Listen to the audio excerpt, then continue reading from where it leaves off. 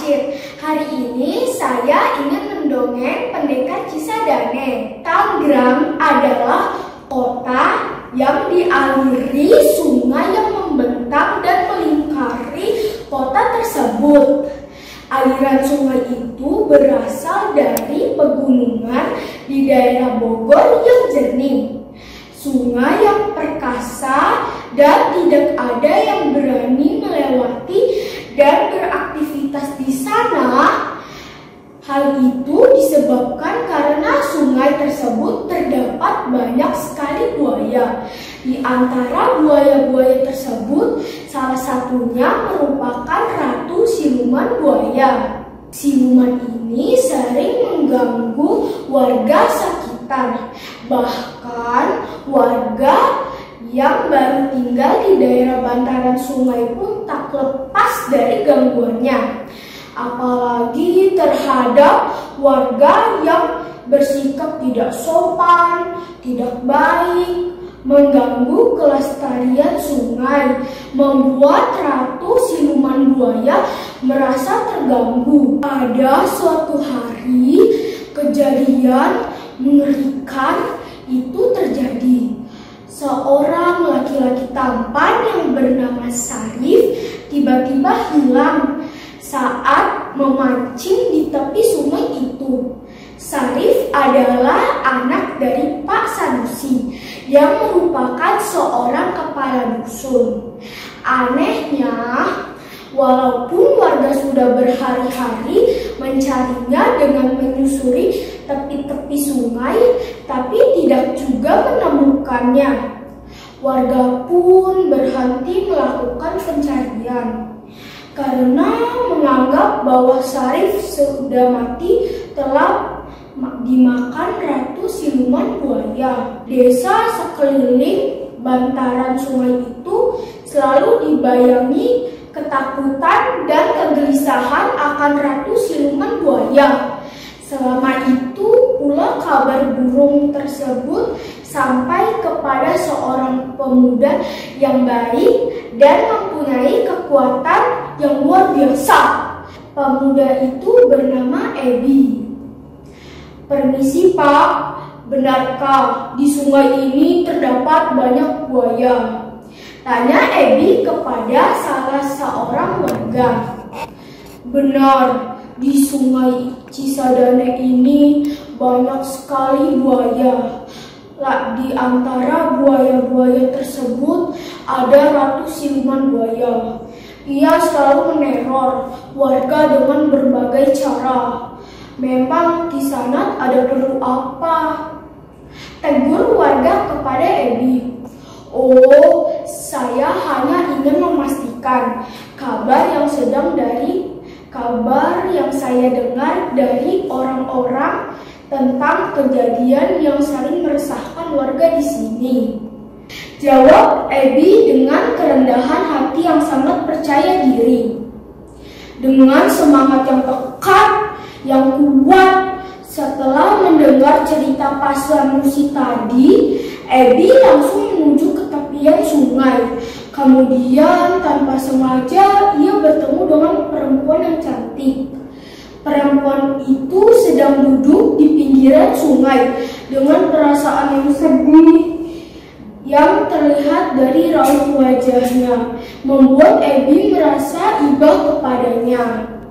Padahal perempuan itu adalah jelmaan ratu siluman buaya yang mengubah dirinya menjadi perempuan karena telah mengetahui keberadaan Ebi yang akan membantu warga.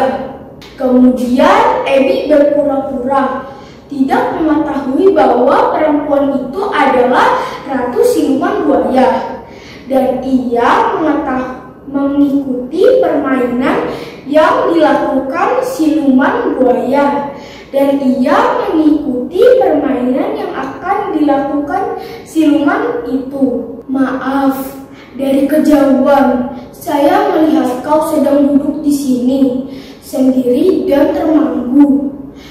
Kalau saya boleh tahu, apa yang sedang kau lakukan di sini?"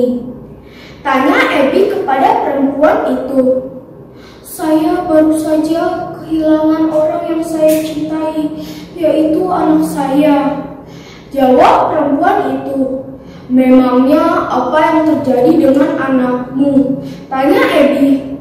Anakku tenggelam ketika sedang bermain di tepian sungai ini. Jawab perempuan itu. Apa jasad anakmu sudah ditemukan? Tanya Abby. Belum. Apakah Anda mau menolongku untuk menemukan jasad anakku yang tenggelam di dasar sungai ini? Ujar perempuan itu sambil mengeluarkan air matanya. Sedangkan perempuan ini tersebut membujuk rayu Abby agar dapat menyelam ke dasar sungai.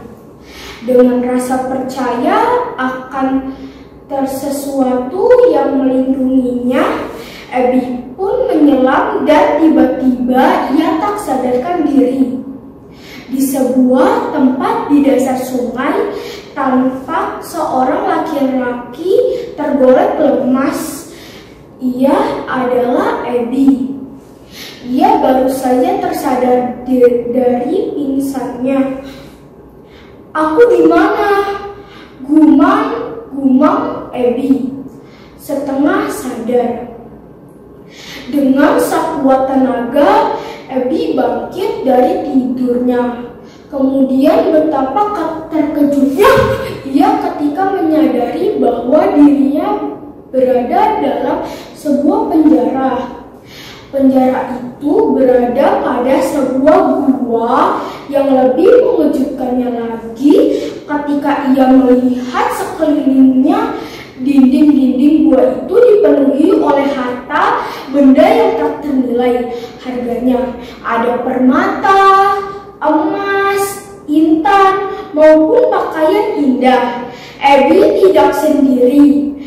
Di penjara itu ada Sarif dan orang-orang yang menjadi korban siluman buaya itu. Suara hentakan langkah kaki terdengar dari jauh, secara samar di telinga, begitu terus hingga lambat laun. Suara itu semakin mendekat dan terlihat perempuan anggun yang menggunakan kebaya indah. Ia tersenyum seketika. Abby menatap wajahnya. Dengan tersenduh dan menahan malu, perempuan itu berujar kepada Abby. Akang, maukah engkau menemaniku berkeliling? Dengan lesung pipi dan raut wajah kemerah-merahan, perempuan itu mengeluarkan tangannya. Sebelum Abby sempat menjawab, Ratu Siluman Buaya langsung menarik tangan Abby. Akhirnya Abby ikut serta dengan Ratu Siluman Buaya. Sambil berjalan mengelilingi gua, Abby berpikir bahwa kesempatan ini bisa dimanfaatkannya untuk mendapatkan informasi lebih dalam mengenai kerajaan yang ada di gua itu. Karena Ratu Buaya memiliki ketarikan terhadap sosok Abby, maka ia dengan senang hati menjawab seluruh pertanyaannya darinya. Abby terus mengamati apa yang dilakukan Ratu Buaya. Akhirnya ia menemukan waktu yang tepat. Ia merencanakan untuk membebaskan tawanan saat bulan purnama datang. Waktu itu adalah Ratu Siluman Buaya melakukan ritualnya. Abby mengetahui itu karena selama berada di gua ini, sosok perempuan itu adalah berada di sampingnya. Ia selalu menceritakan apa yang akan ia lakukan. Abby pun mengetahui bahwa Ratu Siluman Buaya memiliki mustika sebagai kekuatan lain yang dapat membuatnya hidup kekal abadi. Selain dengan tumbal-tumbal dari tawanannya itu, dan Abby pun berencana untuk untuk mengambilnya pula agar Ratu Siluman Buaya dan kerajaannya itu musnah. Waktu itu pun tiba. Ratu Siluman Buaya kembali melakukan ritualnya.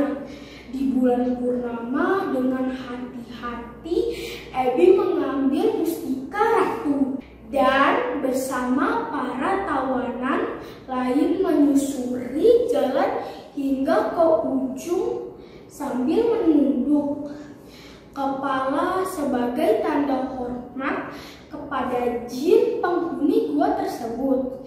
Seperti yang dikatakan Ratu Buaya, Abby dan para tawanan lain pun berhasil keluar dari gua siluman itu. Masyarakat desa di tepian Sungai Cisadane pun menyambut gembira karena Abby dapat membebaskan para warga-warga yang menghilang di sungai itu. Setelah berhasil menyelamatkan para warga, Abby menitipkan pesan kepada warga yang tinggal di sini. Kalian jagalah selalu kelestarian sungai ini, karena sungai ini adalah sumber kehidupan pada makhluk-makhluk. Ratu Siluman Buaya beserta kerajaannya telah mati, dan warga pun dapat hidup tenang tanpa dibayang-bayangi oleh siluman tersebut. Sebagai tanda terima kasih dari para warga, Abby pun diberikan julukan Pendekar Cisadane. Terima kasih, maaf